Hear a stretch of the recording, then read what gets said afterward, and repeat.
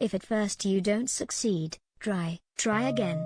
When it comes to electoral reform, that ought to be the attitude of both Justin Trudeau's Liberals and Jagmeet Singh's NDP.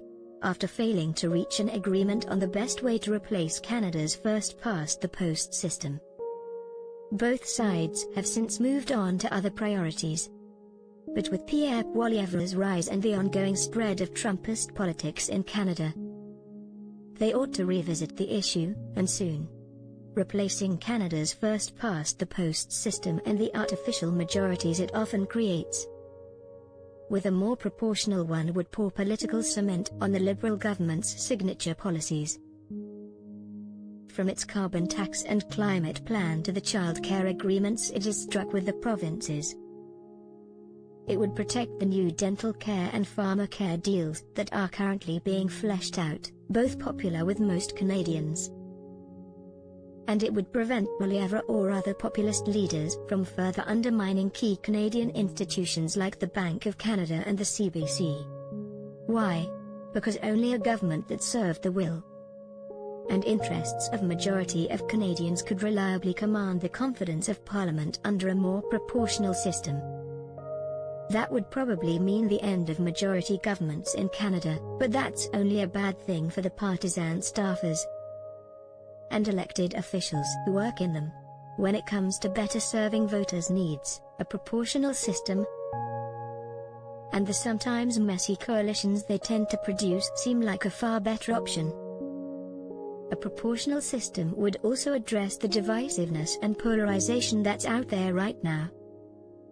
Conservatives like to blame the Prime Minister and his approach to anti-vaccine holdouts for the current political strife, while progressives fault Conservatives and the alt-right information ecosystem they've built.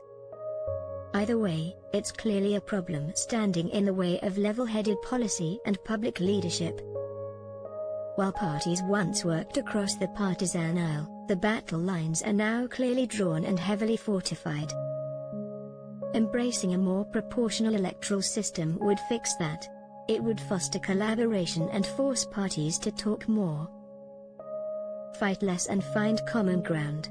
It would also encourage more diversity in local representation, whether that's Liberals and New Democrats getting elected on the prairies or Conservatives winning seats in Toronto and Montreal.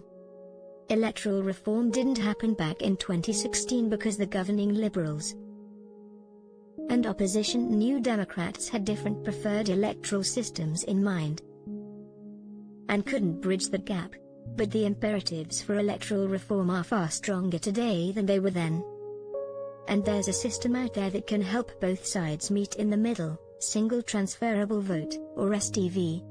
This system was proposed by British Columbia's Citizens' Assembly on electoral reform in October 2004.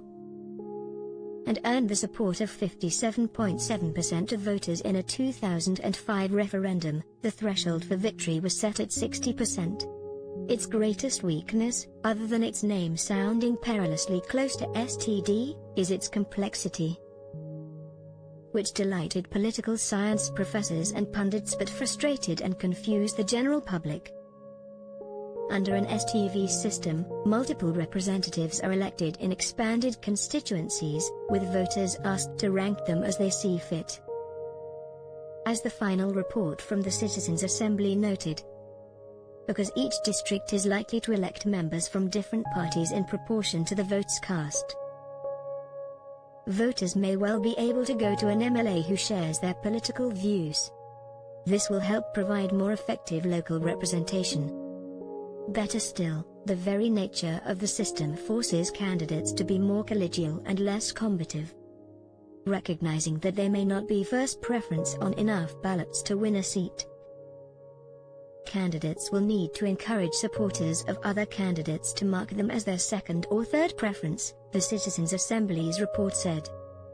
This need to appeal to a greater number of voters should lower the adversarial tone of election contests. Voters are unlikely to respond positively to someone who aggressively insults their first choice. By combining the best aspects of a proportional system, the NDP's stated preference, with a ranked ballot, the preferred option for Liberals, STV should serve as an acceptable compromise for both sides. Yes, Conservatives would surely howl about the unfairness of it all. But given they already use a ranked ballot for their own leadership race, that would be a tough political sale for them to make.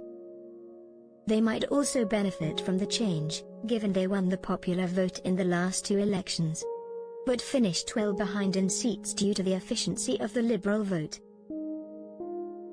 And when they've been loudly complaining about polarization and divisiveness, how could they reasonably object to an electoral system that reduces both? It's not like they're above tilting the political table in their own direction, either. Doug Ford's government invoked the notwithstanding clause to override a court decision that struck down parts of his government's bill limiting third-party election advertising. While Jason Kenney's United Conservative Party in Alberta passed legislation last December that seemed designed to help him survive his leadership challenge and smooth the road to re-election in 2023. The Supply and Confidence Agreement between the Liberals and NDP has already produced some modest victories, including the recently announced dental care plan.